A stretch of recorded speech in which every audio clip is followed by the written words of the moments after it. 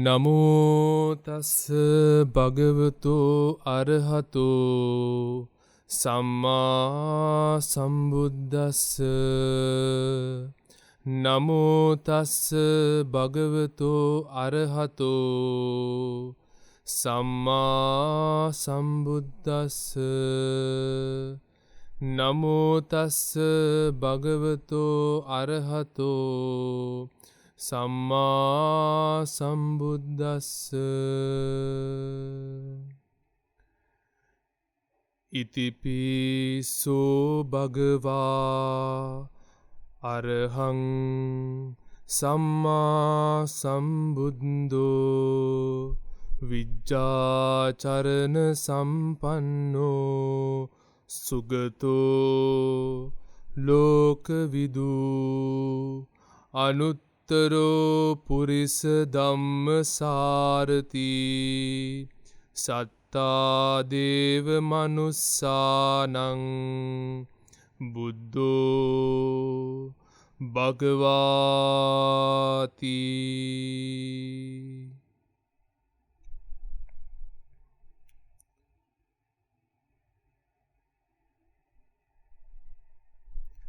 සමන්තා චක්කවාලේසු අත්‍රා ගච්ඡන්තු දේවතා සද්ධම්මං මුනි රාජස්ස සුනන්තු සග්ග මොක්ඛදං ධම්මස්සවන කාලෝ අයං බදන්තා ධම්මස්සවන කාලෝ අයං බදන්තා ධම්මස්සවන කාලෝ අයං බදන්තා.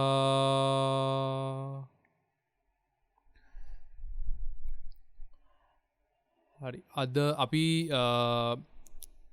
එකතු වෙලා ඉන්නේ ඉතා විශේෂ දේශනා මාලාවක් ආරම්භ කරන්න.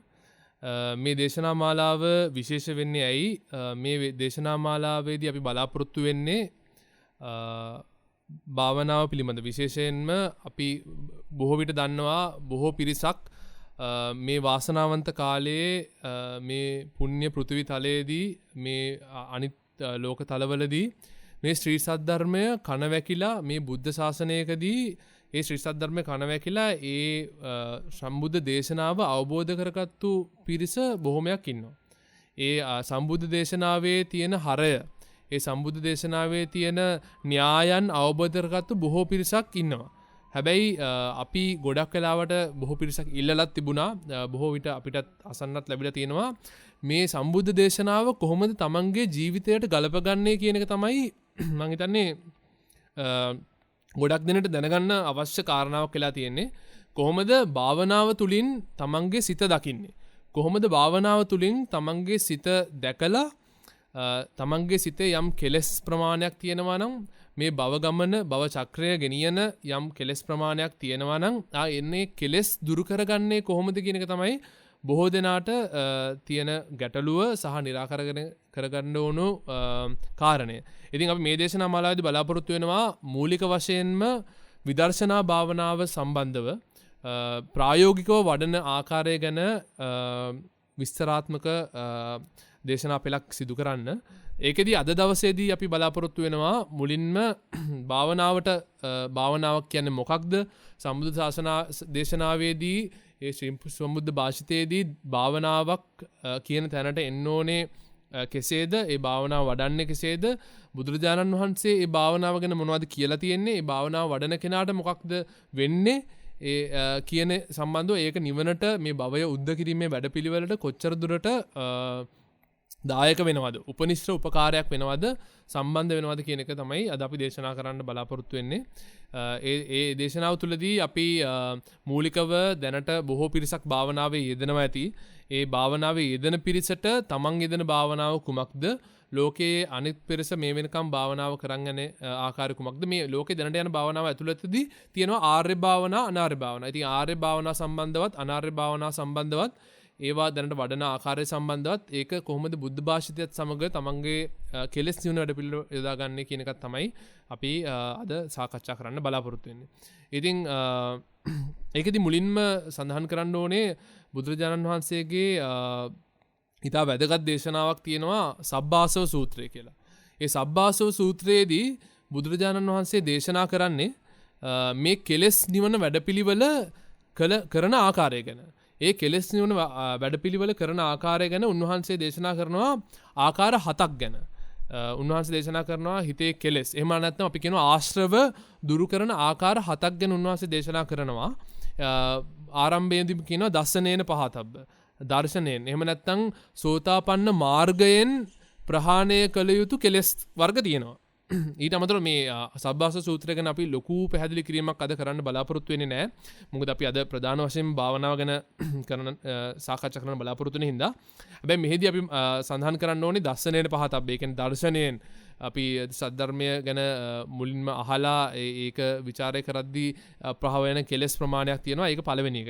ඊට අමතරව සංවරා පහතබ්බා, පටිසේවනා පහතබ්බා, අදිවාසනා පහතබ්බා, පරිවර්ජනා පහතබ්බා, විනෝදනා එහෙම නැත්නම් වීරියෙන් පහතබ්බා කියලා තව ආකාර පහකුත් අවසානයේදී භාවනාමය පහතබ්බා කියලා අවසානයෙන් කෙලස් දුරු කරන ආකාරයක් ගැනත් බුදුරජාණන් වහන්සේ මේකදී දේශනා කරනවා මේ සබ්බාසව සූත්‍රයේදී.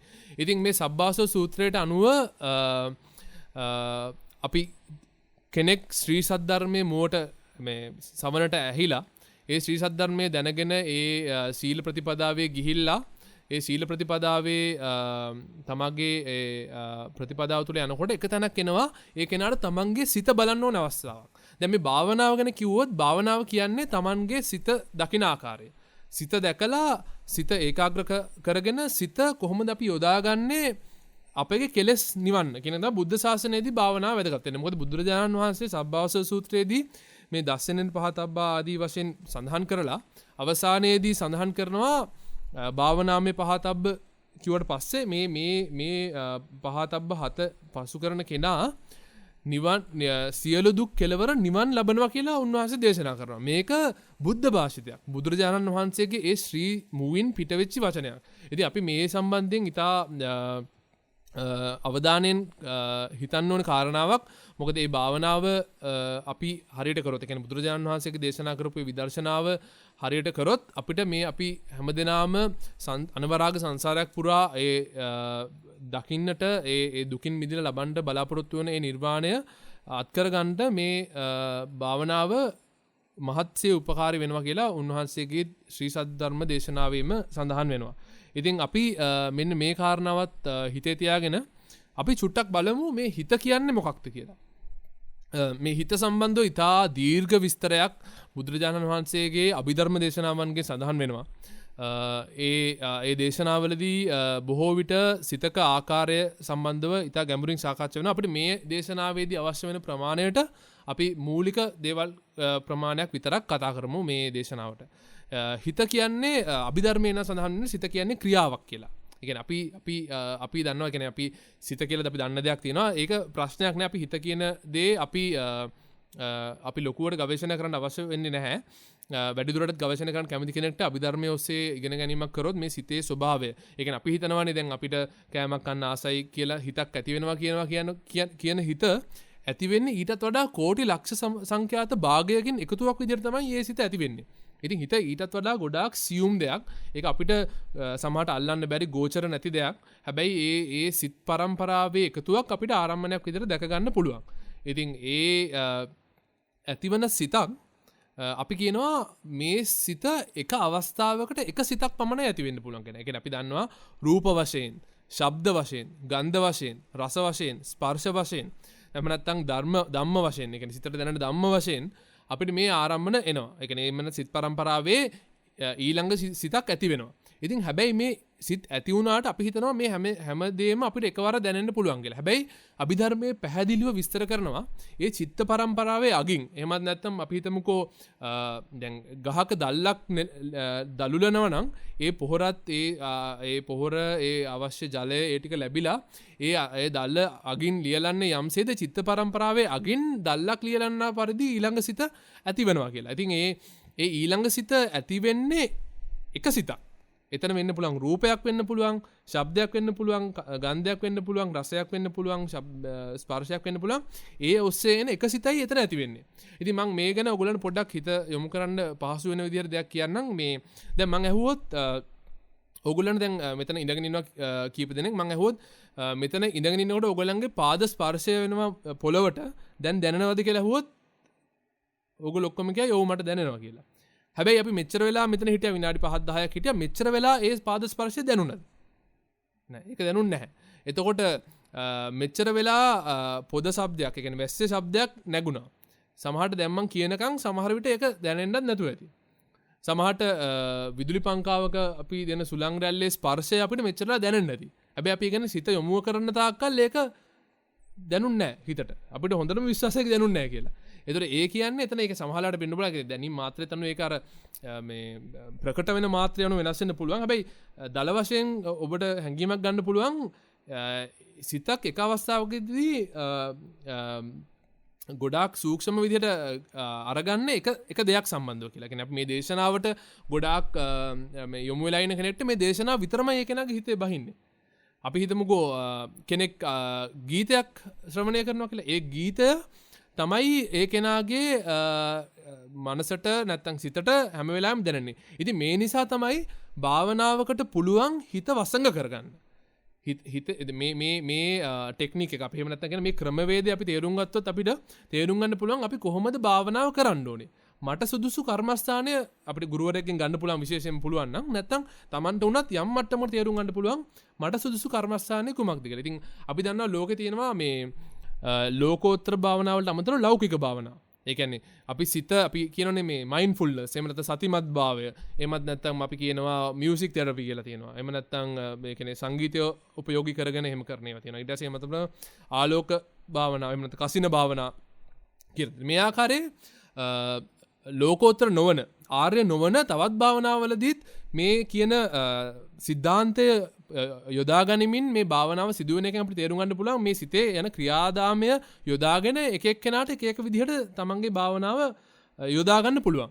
ඉතින් කෙනෙක්ට සිත සංවර කරගන්න ඕන නම් හිත ඒකාග්‍රත කරගන්න ඕන නම් කෙනෙක්ට තමන් කැමතිම ගීතයක් ඇහුවොත් තමන්ගේ සිත ඒකාග්‍ර වෙනවද නැද්ද? සිත ඒකාග්‍ර වෙනවා. මොකද ඒ ගීතය විනාඩි 5ක් ඇතුළත ඒ කෙනා ඒ ගීතය ඇතුළේ ජීවත් වෙන්නත් පුළුවන්. මොකද ඒ හිත ඒ වටිනාකම දීලා තියෙන තැන ඇද්දිලා බැඳිලා ගැලිලා ඉන්නවා. මොකද හිතට ඒ අවශ්‍ය අරමුණ ගත්තන් පස්සේ යාට ඒකේ වටිනාකම අනුව එතන ඉන්න පුළුවන්. ඉතින් මේ භාවනාව කියන එක බුද්ධ ශාසනයක පමණක් තියෙන දෙයක් නෙමෙයි. භාවනාව බුද්ධ ශාසනයක් නොවන තැනකත් ඒ කියන්නේ අනාර්ය පරිබ්‍රාජකයන් හිටපු තැන්වලත් යොදාගත්තු දේවල්. ඉතින් ඇත්තටම ඔය ධානය උනත් අනාර්ය ධානය පවා දැන් අපි හිතමුකෝ ආලාර කාලාම උද්දකරාම පුත්ත වගේ පරිබ්‍රාජකයෝ ගත්තොත් ඒගොල්ලෝ ඒ ආර්ය ධාන අනාර්ය ධාන ඉහළටම ගියපු මේ පිරිස්. ඉතින් ඒගොල්ලෝ ඒ කාලෙදිත් ඒ භාවනාව යොදාගෙන තිබ්බා එතනට යන්න. ඉතින් බුදුරජාණන් වහන්සේ මේ භාවනාව මේ ආර්ය භාවනාව දේශනා කරනවා මේ ශ්‍රී සද්ධර්මය දැනගත්තට පස්සේ ඒ ශ්‍රී සද්ධර්මය තමන්ගේ ජීවිතයට යොදා ගන්න මේ භාවනාව උපාංගයක් විදිහට අපි නැත්නම් ටූල් එකක් කියලා කියන ටූල් එකක් විදිහට යොදා ගන්නවා. ඉතින් මේ මනසේ තියෙන ඒ ස්වභාවය යොදාගෙන අපි අර මියුසික් තෙරපි කසින භාවනා කරනවා වගේ ආර්ය භාවනාවලදීත් අපිට පුළුවන් මේ භාවනාව කියන එක යොදා ගන්න අපගේ කෙලස් නිවන වැඩපිළිවෙලට. ඉතින් බුදුරජාණන් වහන්සේ මෙතනදී දේශනා කරන භාවනාව අපිට කොටස් දෙකකට බෙදන්න පුළුවන්. සමත භාවනාව සහ විදර්ශනා භාවනාව. සමත භාවනාව ගැන අපි කතා කරොත් ඒක බොහෝ විට අපි යොදාගන්නේ සිතෙහි ඒකාග්‍රතාවය. කුසල් සිතක ඒකාග්‍රතාවය එහෙම නැත්නම් සමාධිය ඇති කරගන්න අපි යොදා ගන්නවා මේ සමත භාවනාව. අපි අහලා තියෙනවා සමත භාවනා කීපයක් ගැන. ඒක අපි උදාහරණයක් ගත්තොත් බුද්ධානුස්සතිය. එහෙම නැත්නම් මේවා විදර්ශනා විදිහට යොදා ගන්න පුළුවන්. මම කියන සමත විදිහට දැනට යොදා ගන්නවා අපි මෛත්‍රිය. එහෙම නැත්නම් අපි ගත්තොත් වෙනත් ආනාපාන සති භාවනාව. ඒ වගේ ආර්ය වූද සමත භාවනාව විදිහට යොදා ගන්න පුළුවන් දේවල් තියෙනවා. ඒ භාවනාව ඔස්සේ අපි කරන්නේ මේ සිත කුසල චිත්‍රයක ඒකාග්‍රව තබා ගන්නවා. ඉතින් මොකද මේ කුසල චිත්තයක ඒකාග්‍රව තබා ගන්නවා කියන එක වැදගත් වෙන්නේ අපි කුසල චිත්තයක හිත ඒකාග්‍රව තිබ්බොත් තමයි ඒ කෙනාට එතනින් එහාට ධර්මය තේරුම් ගන්න පුළුවන් වෙන්නේ. ඒ කියන්නේ අපි මේ දේශනාවේදී සඳහන් වෙනවා විශේෂයෙන්ම අපි උදාහරණයක් ගත්තොත් උපනිෂ සූත්‍රය. එහෙම නැත්නම් ආනන්ද කුසල සීල සූත්‍රය, චේතනාකරණී සූත්‍රය. ඔය වගේ සූත්‍ර තියෙනවා. ඒ සූත්‍රවලදී පැහැදිලිවම බුදුරජාණන් වහන්සේ දේශනා කරනවා මේ සම්මා සමාධිය, ඒ කියන්නේ සම්මා සමාධියේ වැදගත්කම. සම්මා සමාධිය ඇති කෙනාට තමයි යථාභූත ඥාන දර්ශනය ලැබෙන්නේ කියනවා. ඒ කියන්නේ ලෝකේ ඇත්ත ඇති සැටියෙන් දකින්න පුළුවන් වෙන්නේ සම්මා සමාධිය ඇති කෙනාට කියනවා. ඒ කියන්නේ සම්මා සමාධිය ඇති කෙනාට ප්‍රඥාව ඇති වෙනවා. ප්‍රඥාව ඇති කෙනාට යථාභූත ඥාන දර්ශනය ඇති වෙනවා. ලෝකේ ඇත්ත ඇති සැටි දැකපු කෙනාට විද්‍යාවත් අවසානයේදී විමුක්තියත් ළඟා වෙනවා කියලා ඉතා පැහැදිලිව බුද්ධ දේශනාවේදී සඳහන් වෙනවා. ඉතින් අපි තේරුම් ගන්න ඕනේ මෙන්න මේ භාවනාවද අපි මේ දර්ශනය ඉගෙන ගන්න එකද මේ ගැන හිතන එකද ඉඳගෙන භාවනා කරන එකද උපකාර වෙන්නේ මෙන්න මේ කියන සම්මා සමාධිය කියන මට්ටමට එන්න. අන්නේ සම්මා සමාධිය කියන මට්ටමට ආව කෙනාට ප්‍රඥාව නැగిලා ඒ විද්‍යාව විමුක්තිය ළඟා කරගන්න පුළුවන් වෙනවා. ඉතින් අපි ඇත්තටම මේ ගැන තවදුරටත් බුද්ධ භාෂිතය සොයලා බැලුවොත් අපි දන්නවා ධම්මචක්කපවත්තන සූත්‍රය කියන්නේ බුදුරජාණන් වහන්සේ මේ ශ්‍රී සද්ධර්මයේ ලෝට විවර කරලා දේශනා කරපු පළවෙනි සූත්‍රය. මෙන්න මේ සූත්‍රය පස්සේ කාලකදී සරියුත් මහරහතන් වහන්සේ, ඒ කියන්නේ අපේ මේ ශාසනයේ ඉන්න මහත්ම වූ ප්‍රඥාවන්ත භික්ෂූන් වහන්සේ, මහරහතන් වහන්සේ මේක වැඩි විස්තර කරලා දේශනා කරනවා සත්‍ය විභංග සූත්‍රයේදී. මෙන්න මේ සත්‍ය විභංග සූත්‍රයේදී උන්වහන්සේ දේශනා කරනවා මේ දුක්ඛ නිරෝධ ගාමිනී පටිපදා ආර්ය සත්‍ය විස්තර කරන තැනදී සම්මා දිට්ඨියෙන් පටන් අරගෙන සම්මා සංකල්ප ආදී වශයෙන් ගිහිල්ලා සම්මා සමාධිය කියන්නේ මොකක්ද කියලා උන්වහන්සේ දේශනා කරනවා. මෙන්න මේ සම්මා සමාධියේදී උන්වහන්සේ දේශනා කරනවා අකුසලයන්ගෙන් වෙන්ව, කාමයන්ගෙන් වෙන්ව විවේකයෙන් හටගත් ප්‍රීති සුඛ සහිතව ප්‍රථම ධානයට පැමිණිලා වාසය කිරීමක් සම්බන්ධව, දෙවන ධානයට පැමිණිලා වාසය කිරීමක් සම්බන්ධව මේ වගේ ධාන විස්තරයක් පවසනවා. මොකද උන්වහන්සේ එතනදී මේ සම්මා සමාධිය විස්තර කරනවා මේ සමතෙන් හෝ වේවා විදර්ශනාවෙන් හෝවා සමත විදර්ශනා යුගනද්ව හෝ වේවා මෙන්න මේ සමාධියට පත්වීම ගැන උන්වහන්සේ එතන දේශනා කරනවා. ඉතින් අපි ඒ ආකාරයෙන් ගිහලා බැලුවොත් එතන ඉඳගෙන අපි අර පෙර සූත්‍රයට ආයෙත් ගියොත් ඒ සූත්‍රවලදී පැහැදිලි කරනවා ඒ සමාධිමත් හිතක් තියෙන කෙනාට, සම්මා සමාධිය තියෙන කෙනාට ප්‍රඥාව එහෙම නැත්නම් ඊට පස්සේ සම්මා ඥානය කියන එක ප්‍රතිඵලයක් කියලා. ඒ සම්මා සමාධිමත් හිතට දැන් අපි හිතන්නකෝ උදාහරණයක් හැටියට කෙනෙක් ඉන්නවා ඒ කෙනාට මේ ඈත පේන්නේ නැහැ. දේවල් පේන්නේ නැහැ. ඉතින් ඒ කෙනාට ලෝකේ පේන්නේ අපි හිතමුකෝ වර්ණන්දතාවයක් තියෙන කෙනාට එයාට පේන්නේ නිල් පාටින්. ලෝකෙ නිල් පාටින් පේනවා. ඉතින් එයා හිතනවා මේ ලෝකේ නිල් පාටයිනේ. කිසිම වර්ණයක් නැහැනේ. මේක මෙහෙමනේ. මේක අර එහෙමනේ කියලා අපි කල්පනා කරලා බලනවා.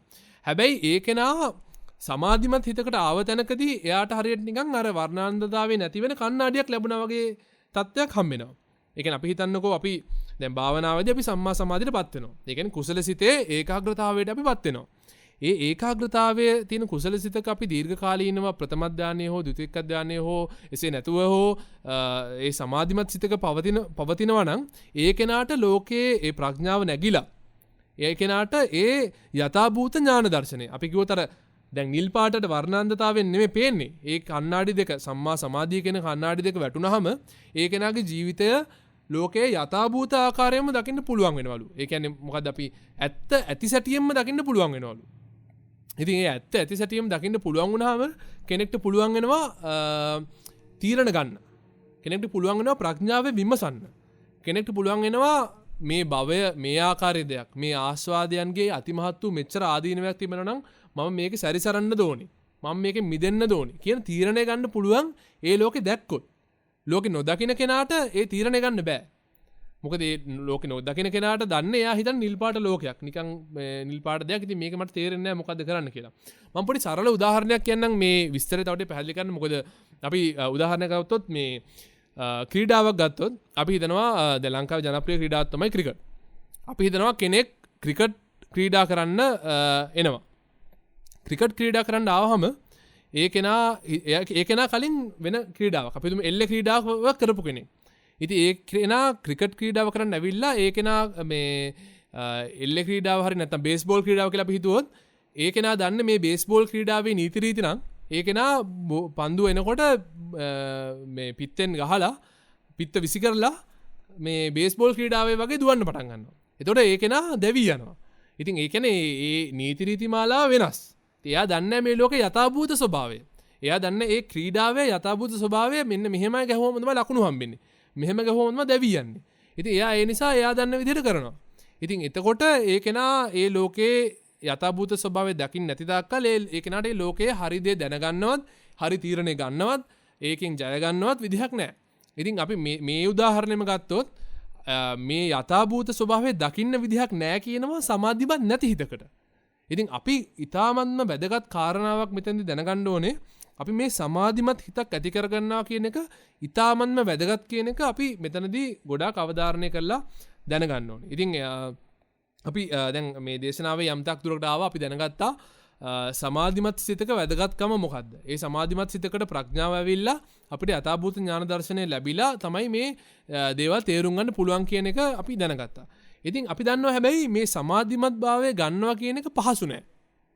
මොකද දැන් අපි උදාහරණයකට ගත්තොත් අපි කෙනෙක්ට කියනවා හරි අපි භාවනා කරන්න කැමතියි කියනවා. අපි ඒ කෙනාට කියනවා හරි හොඳයි භාවනා කරමු. අපි ඔබතුමා ඉඳගෙන විනාඩි 20ක් මේ ආනාපානසති භාවනාව වඩන්න කියනවා. එහෙම නැත්නම් බුද්ධානුස්සතිය වඩන්න කියනවා. ඒ කෙනා විනාඩි 5ක් 10ක් ගිහිල්ලා කියනවා මට හිත ඒකාග්‍රව තියාගන්න බෑ. මට ගෙදර ළමයි මතක් වෙනවා. මට ගෙදර අලුතෙන් හදන ගෙදරක් මතක් වෙනවා. එහෙම නැත්නම් යම් කෙනෙක් මතක් වෙනවා. එහෙම දේවල් කෙනෙක්ට කියන්න පුළුවන්. හිත විසිරෙනවා. එහෙම නැත්නම් කෙනෙක් කරපු පවක් ගැන එහෙම එක දේවල් සිහි වෙන්න පුළුවන්.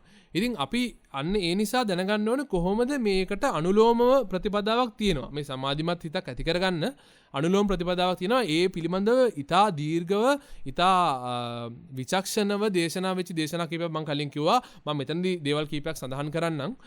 හැබැයි ඕගොල්ලන්ට වැඩි දුර විස්තර බලා ගන්න පුළුවන් මේ වීඩියෝ එකේ පහතින් මම හිතන්නේ ඒ ලින්ක් දාලා තියෙයි.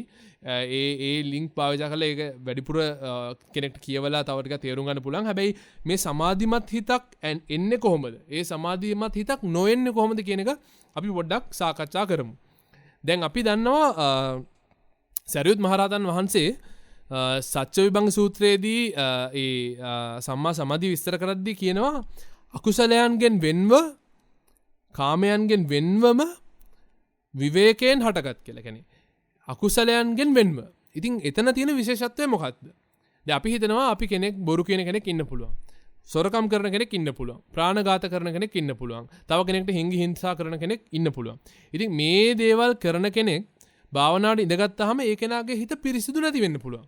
එතකොට ඒ පිරිසිදු නැති හිතකට අපි කියනවා විපිලිසර භාවය කියලා. يعني හිතේ වික්ෂිප්ත භාවය. හිතේ කැළඹුණු ස්වභාවය. අන්නේ කැළඹුණු ස්වභාවයේ තියෙන කෙනෙක්ට එතනින් එහා වැඩෙන්නේ නැහැ කියනවා. ඉතින් අපි එතකොට බලන්න ඕනේ අපි කොහොමද ඒ කැළඹුණු නැති ස්වභාවයක් එන්න හේතු මොනවද? අපි අකුසල් ධර්ම යෙදෙනවා නම් අපි සීල ප්‍රතිපදාවක් ඔස්සේ කාලයක් ඉන්න වෙනවා. ඒ අකුසල් ධර්ම තුලින් අපේ හිත කිලිටි නොවෙන්න. අපිට තව මොන හරි කුසල් ප්‍රතිපදාවක යෙදෙන්න වෙනවා. ධර්ම ශ්‍රවණය කරලා වෙන්න පුළුවන්. භාවනා කරන්න අවශ්‍ය දේවල් දැනගන්න අපි හිතමු ධර්ම කාරණා ගවේෂණය වෙන්න පුළුවන්. ඒ ආකාරයේ එක එක දේවල් කරලා පුද පූජා වෙන්න පුළුවන්. නැත්තම් විවිධාකාරයේ පුණ්‍ය ක්‍රියා කුසල ක්‍රියා කරලා අපිට පුළුවන් මේ හිතේ වික්ෂිප්තභාවය නැති කරගන්න. අපේ හිත දැන් අපි හිතන්නකො කෙනෙක් කාලයක් තිස්සේ බොරු කියන්නේ නැත්තම්, කෙනෙක් කාලයක් තිස්සේ හොරකම් කරන්නේ නැත්තම්, කෙනෙක් කාලයක් තිස්සේ දන් දෙනවා නම්, කාලයක් තිස්සේ සිල් රකින්නවා නම්, ඒ කෙනාගේ හිත ක්‍රමක්‍රමයෙන් පිරිසිදු වෙනවා කියනවා. ඒ පිරිසිදු වෙච්ච හිතක් එක කාලයක් යද්දී ඒ හිත විපිලිසර නැති බවකට, එහෙම නැත්නම් වික්ෂිප්ත නැති බවකට පත් වෙනවා කියනවා. ඉතින් අන්නේ හිත එතනදී කියනවා සුදුසුයි කියලා හිතේ ප්‍රීතියක් උපදින්න, ප්‍රමුදිත භාවයක් උපදින්න සුදුසුයි කියනවා. ඒ ප්‍රමුදිත භාවයක් තියෙන සිතකට තමයි ඉතින් එහාට සතිමත් භාවය, සමාධිය ඇති වෙන්න හේතු වෙනවා කියලා කියන්නේ. ඒ කියන්නේ මේ පස්සද්ධියත් එක්ක, ඒ කියන්නේ හිතේ සැහැල්ලු භාවයත් එක්ක, කයේ සැහැල්ලු භාවයත් එක්ක. ඊට අමතරව අපි කියනවා මේ අර කිව්වත් වගේ දැන් විපිලිසර නැති බව. එහෙම නැත්නම් අවිප්‍රතිසාරය කියන අපි කියන්නේ හිතේ ප්‍රමුදිත භාවය. ඒ කියන්නේ ඒක ඇති වෙන්නේ ඒ කුසල් කර්ම කරන්න. ඉතින් අපි හිතනවා අනේ මට භාවනා කරන්න බැහැනේ. මම මෙච්චර මේ භාවනා කරන්න උත්සාහ කරනවා, වීර්ය අරගන්නවා, මට භාවනා කරන්න බැහැනේ. හරි පුදුම වැඩක් නේ කියලා අපි හිතනවා. හැබැයි ඒකටත් හේතුවක් තියෙනවා. මොකද මට භාවනා කරන්න බැරි මම ඒකට සුදුසු හේතු හදලා නැති නිසා. ඒතර මම කරන්න ඕනේ ඒ හේතු හදන එක අදම පටන් ගන්න ඕනේ. අදම පටන් අරගෙන අකුසලයන්ගෙන් වෙන්වීමද. ඊට පස්සේ දැඩි වූ බැඳීම් වලින් කාමයන්ගෙන් දැඩි වූ කාමයන්ගෙන් වෙන්වීමද. කාය චිත්ත විවේකයද. ඒ තුන අපි කියනවා මේ දේවල් වලට පූර්වාංගමයි කියනවා. මේ දේවල් ඇති කරගත්තාම ඒ කෙනාගේ සිත ප්‍රීතිමත් භාවයකට පත් වෙනවා කියනවා. මොකද ඒ කෙනාගේ සිත වික්ෂිප්ත භාවයෙන් තොර වෙලා ප්‍රීතිමත් භාවයකට පත් වෙනවා කියලා කියනවා. ඉතින් අර ඒ ප්‍රීතිමත් භාවය ඇති හිතකට සිතේ කයේ පස්සද්ධිය. එහෙම නැත්නම් සැහැල්ලු භාවය නැగిලා ඒ කෙනාට සිතේ සතිය නැగిලා ඒ කියන්නේ ඒ කෙනා සතිමත් භාවය ඒ කියන්නේ සම්මා සතිය නැగిලා සම්මා සමාධිය නැගෙනවා කියනවා. ඉතින් අර මෙන්න මේ වගේ පූර්ව සුදුසුකම් ප්‍රමාණයක් තියෙනවා අපිට භාවනාවේදී බාධා නොවෙන්න ඒ සම්මා සමාධිය වැඩෙන්න අපි යොදා ගන්න ඕන. ඉතින් මේ කාරණාව විශේෂයෙන්ම මම සඳහන් කරේ අපි කෙනෙක්ට කියන්න පුළුවන් මේ කෙනෙක් භාවනාව ගැන කිව්වට මට භාවනාව වඩන්න බෑනේ කියලා. ඉතින් වඩන්න බැරි වෙන හේතු ප්‍රමාණය තමයි මම කිව්වේ. ඒ අකුසලයන්ගෙන් වෙන වෙන දේවලුයි ඊට අමතරව කුසල් ප්‍රතිපදාවක යෙදෙන එකයි.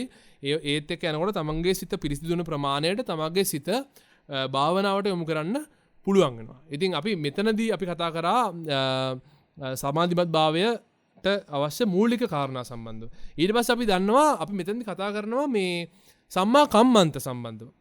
අපි සම්මා කම්මන්ත කියලා අදහස් කරන්නේ යහපත් ක්‍රියා.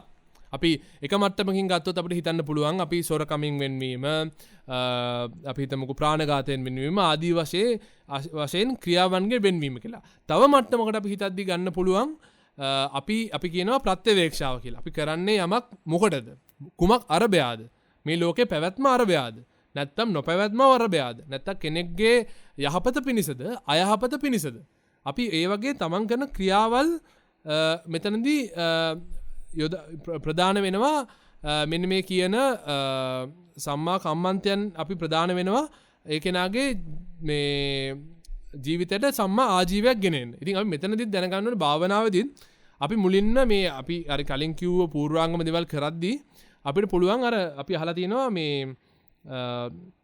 අපිට ධානය භාවනාව ගැන අහලා තියෙනවා. අපි කොහොමද ආර්ය ධානය ගැන අහලා තියෙනවා. ඉතින් මේ ආර්ය ධානය අපිට මේ ක්‍රම කීපයක් තියෙනවා ඒක වඩන්න පුළුවන්. ආර්ය ධානය ඔයගොල්ලෝ සමහරට බොහෝ පිරිසක් වඩලත් ඇති, ධානය වැඩිලත් ඇති. ඒ ආර්ය ධානය වල අපිට ක්‍රම කීපයක් තියෙනවා. එකක් තමයි තමන් ශ්‍රවණය කරපු ශ්‍රී සද්ධර්මයක් මෙනෙහි කිරීමෙන්, සජ්ජායනා කිරීමෙන් ආදී වශයෙන් ක්‍රම කීපයක් තියෙනවා. ඒ කියන්නේ කර්මස්ථානයක් සජ්ජායනා කිරීමෙන්, කර්මස්ථානය ගැන මෙනෙහි කිරීමෙන්, එහෙම නැත්නම් යම් කරුණක් ඒ ඔස්සේ යමින් කටයුතු කිරීමේදී ඒ වගේ අපිට ඒ සිත ඒ ආර්ය ධානයකට පත් වෙන්න පුළුවන්. අර කිව්වා වගේ ප්‍රථම ධානයට, ද්විතීක ධානයට, තෘතීක ධානයට යන්න පුළුවන් අවස්ථා තියෙනවා. ඉතින් මෙන්න මේ தത്വයට යෑමට හැකියවීම අපිට උපාංගයක් විදිහට මෙන්න මේ විදර්ශනාවට අවශ්‍ය උපාංගයක්. එහෙම නැත්නම් ටූල් එකක් විදිහට යොදා ගන්න පුළුවන් අපේ විදර්ශනා භාවනාවට ආරම්භයක් විදිහට. ඉතින් මේ ආර්ය ධානය වැඩෙන කෙනෙක් ඉන්නවා නම් බොහොම හොඳයි. හැබැයි ඒ ආර්ය ධානය වල අර්ථයම ඒ අපි දැන් ඉන්න සිතේ ස්වභාවය. එහෙම නැත්නම් අපි දැන් අල්ලන් ඉන්න සිතේ ස්වභාවයෙන් මිදෙන එක තමයි ආර්ය ධානයක ස්වභාවය.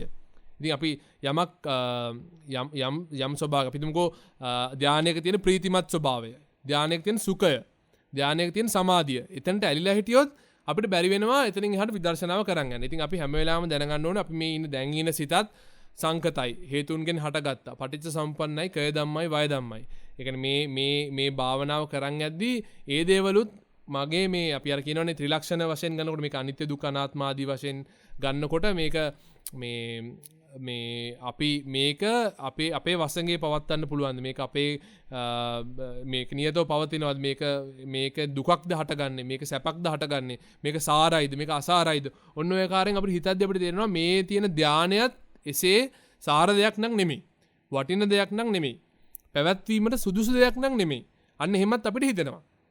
ඉතින් අර එහෙම හිතිලා අපි එතනිනුත් මිදිලා මෙන්න මේ විදර්ශනාව කියන තැනට එීමට තමයි මේ අපි සියලුම දේවල් කරේ කියන එක අපි තේරුම් ගන්න අවශ්‍යයි. එතන අපි අද මේ දේශනාවේදී පළවෙනි දේශනා ඛණ්ඩයේදී බලාපොරොත්තු වෙන්නේ ඒ විදර්ශනාවට ආරම්භයක් විදිහට සිදු කළ යුතු මේ කාරණා කීපේ දැනගෙන විදර්ශනාව කියන්නේ මොකක්ද කියන එකට කුඩා ප්‍රවේශයක් ලබා ගන්න තමයි පළවෙනි මේ දේශනාවේ අරමුණ.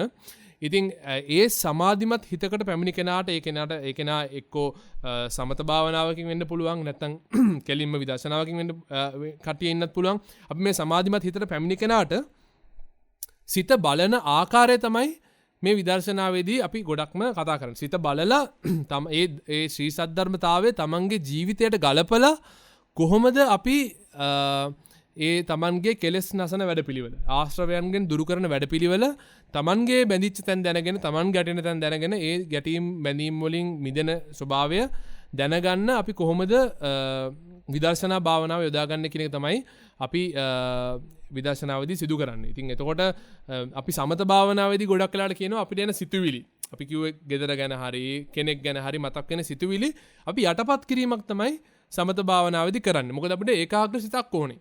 අපි හිතමු අපි ඉන්න කර්මස්ථානයක් හිතන්නකෝ. උදාහරණයකට අපි බුදු ගුණ ගැන අපි හිතනවා.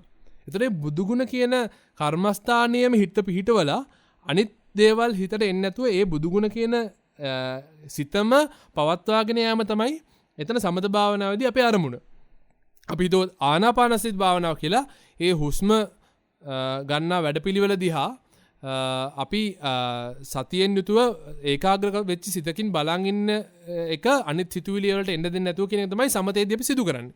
හැබැයි විදර්ශනාව ගත්තොත් මෙතනදී අපි ඒ එන සිතුවිලි එහෙම නැත්නම් ඒ සංකල්ප එහෙම නැත්නම් ඒ කර්මස්ථානය ගැඹුරෙන් ඒක ඇදලා අරගෙන ඒක විශ්ලේෂණය කිරීමක් තමයි විදර්ශනාවේදී කරන්නේ. මොකද මේ විදර්ශනාවේදී අපිට පුළුවන් වෙනවා තමාගේ හිතේ ඉතුරු වෙලා තියෙන කෙලෙස්, ඉතුරු වෙලා තියෙන සංකල්ප අරගෙන ඒව ඇත්ත ඇති සැටිය දකින්න. මොකද දැන් අපි අර කලින් කිව්වා සමාධිමත් හිතක් හරියට නිකන් අර වර්ණන්දතාවයෙන් හිටපු කෙනාට කණ්ණාඩියක් දැම්මා වගේ කියලා. මේ හොඳට පේන කණ්ණාඩියක් දැම්මා වගේ කියලා. ඉතින් අපි අර සම්මා කම්මන්තයක් විදියට මේ වෙලාවේදී කණ්ණාඩිය දාලා හිත දිහා බලනවා මගේ හිතේ ඇත්ත ස්වභාවය නම් කොහොමද?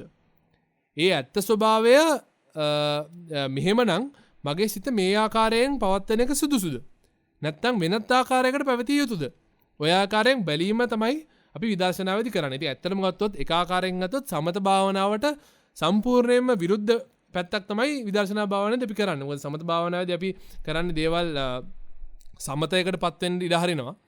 විදර්ශනා භාවනාවේදී අපි කරන්නේ ඒ සමත වෙච්ච සිත පාවිච්චි කරලා තමන්ගේ හිතේ ඇති ඉතුරු වුණු කෙලෙස් අරගෙන අපි සම්මා සමාධිය නැමැති කණ්ණාඩිය දාගෙන ඒක ඇත්ත ස්වභාවය බෙදලා විභජ්‍ය කරලා හොඳින් අර අන්වීක්ෂකකින් බලන වගේ බලනවා කොතනද මාගේ කෙලෙස් තියෙන්නේ. මට මතු පිටින් මෙහෙම පෙනුනට ඇත්තටම මම බැඳලා තියෙන්නේ කොහෙද? මෙතන බැඳුනා නම් මට සැපක්ද එන්නේ දුකක්ද? ඒ දුකක් එනවා නම් මම මේ වැඩපිළිවෙලේ යන එක සාරද අසාරද? එහෙනම් මම ගත යුතු තීරණය මේකද වෙන දෙයක්ද? අන්න ඒ ආකාරයෙන් අපි සම්මා කම්මාන්තයක් විදිහට යම් කාර්යයක් විදිහට ක්‍රියාවක් විදිහට මේ භාවනාව කිරීම තමයි විදර්ශනාවේදී සිදු කරන්නේ. ඉතින් මේක ඇත්තටම සමහර කෙනෙක් ඉන්න පුළුවන් සංසාරේ පුරාවට මේ විදර්ශනාව වඩපු කෙනෙක්. එහෙම නැත්නම් තව කෙනෙක් ඉන්න පුළුවන් මේ භවයේදී ආරම්භ කරන කෙනෙක්. හැබැයි කමක් නැහැ. කොතනදී හරි අපි ආරම්භ කරලා අපි කරන් යද්දී අපිට තේරෙයි අපිට සිත බලන්න පුළුවන් වීම කොච්චර හොඳයිද කියලා. මේ ජීවිතය නැමැති ක්‍රීඩාවේ තියෙන නීති පද්ධතිය දැනගැනීම කොහොමද මේක වැඩ කරන්න කියලා දැනගැනීම කොච්චර වැදගත්ද? ඒක අපේ සාමාන්‍ය ජීවිතේට කොච්චර වැදගත්ද? ඒක අපේ ලෝකෝත්තර ජීවිතේට එහෙම නැත්නම් අපි අපේ නිර්වාණය එහෙම නැත්නම් අපි කියමු සියලු දුකින් මිදීම යන දෙයට කොච්චර වැදගත්ද කියන එක දකින්න මේ භාවනාවේදී අපිට ගොඩාක් පුළුවන් වෙනවා ඒ සිත දැක්කහම. සිතේ ස්වභාවය දැක්කහම මම ඇලුණු තැන් දැක්කහම. ඉතින් අපි ඒකට බුදුරජාණන් වහන්සේ ගොඩාක් ක්‍රම පහදලා තියෙනවා. විශේෂයෙන්ම මහා සතිපට්ඨාන සූත්‍රය වගේ සූත්‍රවලදී සතිපට්ඨානයේ සම්බන්ධ උන්වහන්සේ පැහැදිලි කරනවා මේ විදර්ශනාවට ගොඩාක් වැදගත් වෙන සූත්‍රයක්. ඊට අමතරව අපි තව හොයලා බැලුවොත් උපාංග ටූල්ස් ගැන විතත්ත සත්ත්‍ය සංඥා සූත්‍රය වගේ ඉතා වැදගත් සූත්‍ර සඳහන් වෙනවා. අපි ඊළඟ දේශනා ඛණ්ඩවලදී බලාපොරොත්තු වෙනවා ඒ ගැන වැඩි දුරටත් කතා කරන්න. ඒ අවස්ථාවලට උචිත පරිදි ඒ දේශනා ඛණ්ඩවලින් මේ හිත බලන ආකාරය ගැන විවිධ ආකාරයෙන් බලන ආකාරය ගැන හොඳින් පැහැදිලි කරනවා. ඉතින් මේ විදර්ශනාව ගැන තවත් කියන්න ඕන විශේෂ කාරණාවක් තියෙනවා. මේ විදර්ශනාව කරන් යනකොට මෙතනදී අපි කරන්නේ අපි මේ අතීතය හෝ අනාගතය හෝ මේ වර්තමාන පංචස්කන්ධය එහෙම නැත්නම් රූප වේදනා සංඥා සංකාර විඥාන සම්බන්ධව අපි තණ්හා දෘෂ්ටි අනුව යනවාද කියලා අපේ තියෙන අවිද්‍යාව කොපමණද කියලා හොඳින් දකින්න එක ගැන. ඉතින් මේ ගැන මේ විශේෂයෙන්ම මේ බද්ධ කරත් සූත්‍රය වැනි ඒ කියන්නේ මජ්ක්‍ධිම නිකායේ බද්ධ කරත් සූත්‍රය වැනි සූත්‍රවලදී ඊටා පැහැදිලිව විදර්ශනාවේ මූලික හරයත් ඒක කොච්චර වැදගත් දෙයක්ද කියන එකත් පැහැදිලි කරනවා. මේ බද්ධ කරත් කියන සූත්‍රයේදී බුදුරජාණන් වහන්සේ සඳහන් කරන්නේ මේ භද්‍ර වූ එක සුන්දර රාත්‍රියක් ඇති භික්ෂුව කියන අර්ථයෙන් තමයි ඒ නම වැටිලා තියෙන්නේ. ඒ භද්‍ර වූ එක රාත්‍රියක් ඇති කියන අර්ථයෙන්. ඒ කියන්නේ ඒ විදර්ශනාව වඩන කෙනාට ඒ භද්‍ර වූ ඒ අනවරාග සංසාරයක් මහා අන්ධකාරයක ගිලිලා ඉඳලා ඒ නිර්වාණ අවබෝධයෙන් නියමිත ආලෝකය ලැබෙන මේ භද්‍ර වූ රාත්‍රියක් තියෙනවලු මේ විදර්ශනා කරන කෙනාට. ඉතින් ඒ ගැන තමයි මේ සූත්‍රයේ දේශනා වෙන්නේ. ඉතින් මේ විදර්ශනාවේ වැදගත්කම උන්වහන්සේ එක තැනක නෙමෙයි බොහෝ තැන්වලදී මේ ආකාරයෙන් සඳහන් කරලා තියෙනවා. තමන්ගේ සිත බලලා තමන්ගේ සිතමයි මේකට මුල් වෙන්නේ කියලා තමන්ගේ සිතම දකින්න. තමන්ගේ සිතම මේකට මුල් වෙන බව දකින්න. තමන් යම් දුකක් මේ ජීවිතයේදී විඳිනවා නම් ඒ තමන්ගේ සිතම නිසා බව දකින්න. ඒ දුකෙන් මිදින්නට පුළුවන් නම් ඒ සිත නිසාම අපිට මේක කරන්න පුළුවන් බව දකින්න. මේ ඒක ටිකක් අපහසු කාර්යයක්. මොකද අභිධර්ම විස්තරයකදී සඳහන් කරනවා දැන් පිහියකින් අපිට පුළුවන් එළවලු කපන්න. පිහියකින් කපන්න පුළුවන් දර. හැබැයි පිහියෙන් ඒ පිහියම කපන්න පුළුවන්ද? ඒක හරි අමාරුයි. අපි හිතකින් සිතක් දුරු කරන්න යන්නේ. ඊළඟ හිතට පුළුවන් කලින් හිත දුරු කරන්න. හැබැයි ඒ වෙනකොට කලින් හිත ඉපදිලා නිරුද්ධ වෙලත් ඉවරයි. ඉතින් මේක හරිම අපහසු කාර්යයක්. ඉතින් අපි අනවරාග සංසාරේ පුරුදු කළා හෝ නොකළා හෝ වේවා මේ අසීරු කාර්යය කරන්න පුළුවන් වෙන්නේ හැබැයි මේ වගේ අති දුර්ලභ බුද්ධෝත්පාද කාලයක විතරයි. ඒ උත්තමයාණන් වහන්සේ කෙනෙක් දැඩි වීරයෙන් දැඩි කරුණාවෙන් මහා කරුණාවෙන් සත්‍යයන් දිහා බලලා මේ ශ්‍රී සද්ධර්මයේ විවෘත කරපු මේ වගේ දුර්ලභ වෙලාවක පමණයි අපිට ඒ පිහියකින් පිහිය කපනවා කියන ඉතාමත්ම දුෂ්කර වැඩේ කරන්න පුළුවන් වෙන්නේ.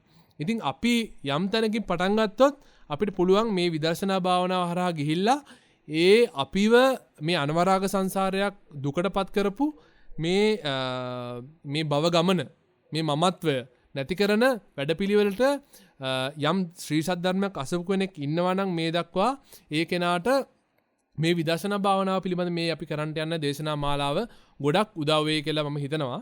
අපි කෙනෙක් හිතනවා නම් පළවෙනි වතාවට බුද්ධ භාෂිතයක් හරි නැත්නම් දේශනාවක් අහන්නේ අද නම් ඒත් කමක් නැහැ. ඕගොල්ලන්ට පුළුවන් අපේ මේ channel එකේ වෙන්න පුළුවන්. එහෙම නැත්නම් වෙනත් ගොඩාක් ඉන්නවා වික්ත දේශකයන්න් වහන්සේලා. ඒ උන්වහන්සේලාගේ දේශනා හෝ වෙන්න පුළුවන්.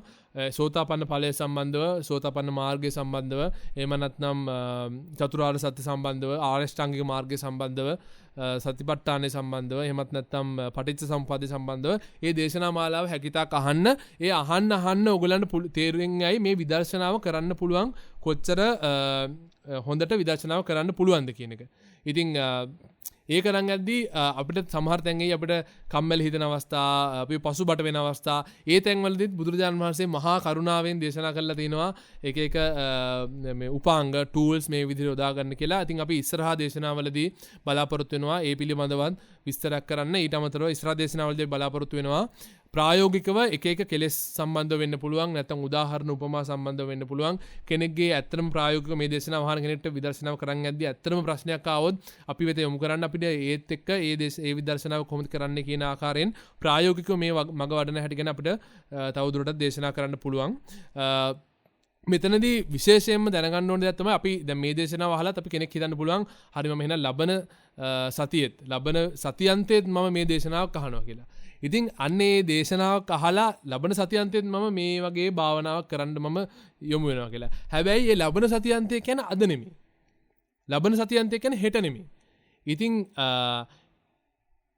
අපි අද නොවන මේ මොහොත නොවන තැනකට කල් දමනවා කියන්නේ ඒ බුදුරජාණන් වහන්සේ හරි ලස්සනට එක දේශනාවකදී මේ විස්තර කරනවා ওই බද්ධ කරත සූත්‍රයේදීම මේ මහා සෙනගක් තියෙන මාරයාත් සමග නම් මේ ඒ කෙනත් එක්ක givisුමක් ඇති කරන්න එපා කියනවා. ඒ කියන්නේ අපි කියනනේ මාරයා කියන්න පුළුවන් අපිට ලබන සතිය කරන්න. එහෙම නැත්නම් මේක ඊළඟ දවසක කරන්න.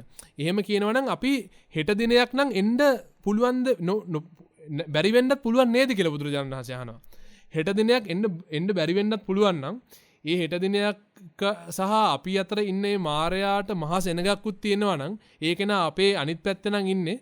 ඉතින් ඒ අවස්ථාවේදී ඒ කෙනත් එක්ක ගිවිසුමක්. ඒ කෙනත් එක්ක ඒ පැටලීමකට යන්නේ නැතුව අපි නොවලා මේ අවස්ථාවේදීම අප්‍රමාදීව මේ විදර්ශනාව නැත්තම් මේ ධර්ම ගවේෂණය සිදු කරන්න කියන එකත් උන්වහන්සේ ඒ විදර්ශනා භාවනාව ගැන සඳහන් කරන බද්දේ කරත් සූත්‍රයේදීම විශේෂයෙන් සඳහන් කරනවා. ඉතින් මම හිතන්නේ මූලික කාරණා මේ දේශනාවට සම්බන්ධව අපි කතා කරා. භාවනාවක් කියන්නේ කුමක්ද? සිත කියන්නේ කෙසේ වැඩ කරන දෙයක්ද? සිතක් පාලනය කළ හැකි සිතකට කොහොමද අපිව පාලනය කරන්න පුළුවන්? තවත් සිතක් පාලනය කරන්න පුළුවන්ද බැයිද? ඒක කොච්චර අසීරු කාරණයක්ද? මේ භව ගමනේදී මේ අනවරාග සසරක් පුරා යන ගමනේදී ඇති ගැටලුව, ඇති ආදීනවය අපි මේ සීල සද්ධර්ම දේශනාවකින් යම් කෙනෙක් අහලා තියෙනවා නම් ඒ ආදීනවය දැකපු කෙනෙක්ට භාවනාව කොහොමද යොදාගෙන, විදර්ශනාව කොහොමද යොදාගෙන තමන් බැඳිලා තියෙන, ගැටිලා තියෙන ඒ ආශ්‍රවයන්ගෙන්, ඒ කෙලෙස්සන්ගෙන් මිදෙන ආකාරය යොදාගන්නේ කොහොමද? ඒකට විදර්ශනාව වැදගත් වෙන ප්‍රමාණය සම්බන්ධව තමයි මේ මූලික දේශනාව අපි කරන්න බලාපොරොත්තු වෙන්නේ. ඉතින් මේ දේශනාව අවසානයේදී ප්‍රාර්ථනා කරන්න, අදිෂ්ඨාන කරන්න අපිට යෙදෙනවා මේ උතුම් ශ්‍රී සද්ධර්මය විදර්ශනාව නම් වූ ඒ භාවනාව ඒ බුදු කෙනෙක් මේ ලෝකයට, මේ 31 ලෝකතලයට පහළ වෙලා බුදු කෙනෙක් මේ විවර කළා වූ ඒ විදර්ශනා ක්‍රමවේදය යම් වූ ශ්‍රී සද්ධර්මයක් අසා ඒ සද්ධර්මය කලේ පැහැදිලා ඒ ශ්‍රී සද්ධර්ම මාර්ගයේ ගමන් කරන යම් කෙනෙක් වේ නම් පෙනෙන නොපෙනෙන ලෝක තලවලින් මෙම දේශනාව හෝ යම් වූ ඒ විදර්ශනා දේශනාවක් හෝ ශ්‍රී සද්ධර්ම දේශනාවක් හෝ අසන ඒ සිත් වීර්ය ඇති ඒ ගෞතම බුද්ධ ශාසනයේ බුදු පුතු කෙනෙක් හෝ උපාසකයෙක් හෝ උපාසිකාවක් හෝ බුදු දිනයක් හෝ වේ නම් ඒ සියලුම දෙනාට මේ විදර්ශනාව සම්බන්ධයෙන් කළා වූ ඒ කෙලෙස් නිවන වැඩපිළිවෙල ඇසේවා. මේ දේශනාවට යම් ආකාරයකින් හෝ සිතුවිල්ලකින් හෝ මේ දේශනාව සියලු ලෝක සියලු සත්‍යයන්ට ඇසේවායයි, මේ වැටහේවායයි, තමාටද මේ වැටහේවායයි යම් කෙනෙක් ප්‍රාර්ථනා කරේද ඒ සියලුම දෙනාට මේ ශ්‍රී සද්ධර්ම ගංගාවෝ තව තවත් ඇසේවා. මේ දුර්ලභ මනුෂ්‍ය ජීවිතයේදීම ඒ විදර්ශනා භාවනාව, ඒ ප්‍රඥා ඇස, ඒ මහා සම්මා සමාධිමත් වූ ඒ මහා වටිනා දෘෂ්ටිය ලැබේවා. ඒ ප්‍රඥාව තුළින් ඒ ලෝකයේ යථාභූත ඥාන දර්ශනය ලැබේවා. ඒ යථාභූත ඥාන දර්ශනය තුළින් ලෝකයේ විද්‍යාවත් ඒ තුළින් මේ සියලු දුකෙන් විමුක්තිමත් භාවයට පත්වීමත්, මේ භව ගමන අවසන් කිරීමට අවශ්‍ය ශක්තිය, ධෛර්යය, වීර්යය, බලය, ප්‍රඥාව ලැබේවා කියලා මේ දේශනාවේදී අපි ප්‍රාර්ථනා කරලා මේ දේශනා ඛණ්ඩය අවසන් කරනවා. අපි මේ දේශනාවෙන් අමතර අවසානයේදී මීළඟට තවත් දේශනා ඛණ්ඩ ගෙන්න බලාපොරොත්තු වෙනවා. මේ සංකල්පය ඔස්සේ මීට වඩා ගොඩක් ගැඹුරට යන්න පුළුවන්. මේ අවස්ථාවේදී කෙනෙක්ට තේරෙන දේ ඊළඟ අවස්ථාවේදී ඊට වෙනස් ආකාරයෙන් තේරෙන්න පුළුවන්. ඒක කමක් නැහැ. Tamanට මේ වෙලාවේදී තේරෙන මට්ටමින් මේක අරගෙන අපි මේ ශ්‍රී ගෞතම සම්බුද්ධ ශාසනයේදීම මේ භව උද්ද කරගෙන මේ සියලු දුකින් මිදීමේ වැඩපිළිවෙල කිරීමට හැමදෙනාටම ආශිර්වාද ප්‍රාර්ථනා කරමින් මේ දේශනාව අවසන් කරනවා. සියලුම දෙනාට චතුරාර්ය සත්‍ය අවබෝධය පූර්ණ වශයෙන්ම ලැබේවා. තෙරුවන් සරණයි.